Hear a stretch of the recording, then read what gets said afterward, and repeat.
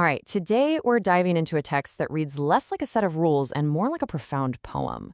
It's really a meditation on divine love, our place in the universe, and, the path to finding some real inner peace. And it's a journey that, get this, supposedly begins before we even exist. This first quote really gets right to the heart of the whole thing. See, this isn't a story where we have to earn love or prove ourselves worthy. Instead, the source is saying something pretty radical. Love is the reason for creation itself. The idea is that before you were even a thought, you were loved, and your very existence is the proof of that ancient love. So that brings us to our first section, an ancient love. We're going to explore how this relationship is framed not as, a master and a servant, but as this divine invitation, one that's rooted in a love that existed before time itself. This concept just completely reframes your sense of self-worth, doesn't it? It suggests that we don't need to spend our lives trying to become worthy of love. Our very creation is the proof of it. The invitation, then, is to simply accept and return that love so that our souls can be filled with the spirit of life. I love this part because it so brilliantly lays out the ultimate goal of the spiritual path. Paradise isn't some physical place with gates and clouds. It's a state of being.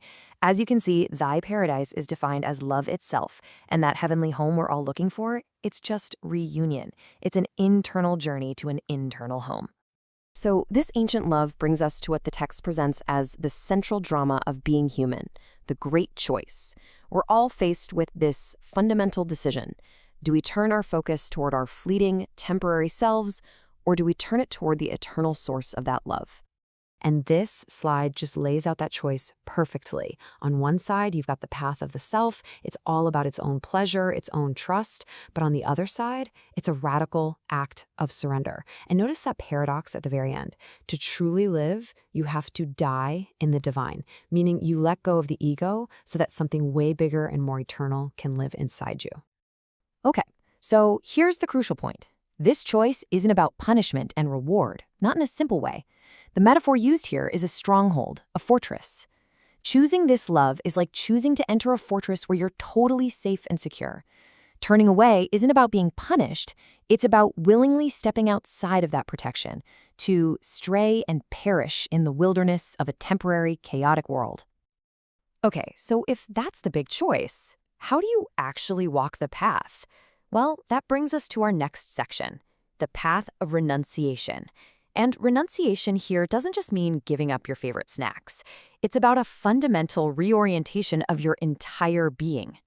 So here are the practical steps laid out in the text. First, you renounce the self. That's that ego we were just talking about. Second, you turn your face. This is all about focus and intention, right? Directing your attention away from all the distractions. And third, you humble yourself, recognizing your place in the grand scheme of things, which is what opens the door for that connection. But why is all this renunciation even necessary? Well, the logic presented is actually really simple and direct. The text basically says, hey, just look around you. Generations come and go. All the stuff you own, someone else is going to own it soon. In a world where everything is temporary, it argues that the only thing truly worth holding on to is the one thing that's eternal, the love of God. And this leads to another really powerful metaphor from the source. We're encouraged to build houses for ourselves that rain and floods can never destroy. Now, this isn't about architecture, obviously. It's about building an inner life, a spiritual home, founded on something so eternal that it can withstand all the chaos and change this life throws at us. And then the text hits you with this deeply existential question. When you really, truly accept that the world is impermanent, that everything external is fleeting, this question suddenly becomes incredibly urgent. Where do you go? What can you actually, truly rely on? And the question is designed to make you stop looking outward for the answers. And that brings us to the profound answer. The refuge isn't somewhere else. It's not in another place or with another person. The whole journey turns inward, to what the text calls the inner kingdom. This is the stunning resolution. The answer to where canst thou flee is right here. Look inside.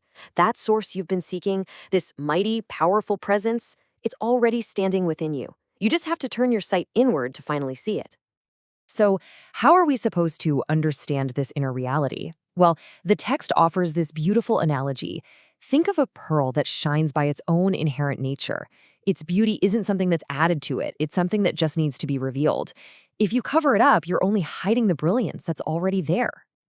And this brings us to the definition of our true adornment. It's not the external things, not the silk that's covering the pearl.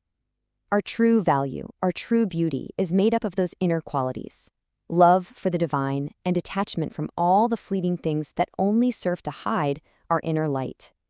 So let's bring this whole journey to its conclusion. After understanding this ancient love, after making the great choice, walking the path of renunciation, and discovering the kingdom within, what's the final destination? What is paradise found? I mean, just listen to the power in that statement. The text suggests that the true spiritual station of a soul that has completed this journey, one that is turned completely to God and let go of the world, is so glorious, so magnificent, that if the rest of creation could see it, they would be utterly, completely dumbfounded. It's a state beyond anything we can currently comprehend. And so we end with a question that brings this entire cosmic journey right back to you. The source talks about these veils that conceal our inner reality, our connection to the divine. So the final thought I'll leave you with is this. What's your veil? What is it in your life that's covering the pearl, that's keeping you from that dumbfounding reality waiting within? Definitely something to ponder.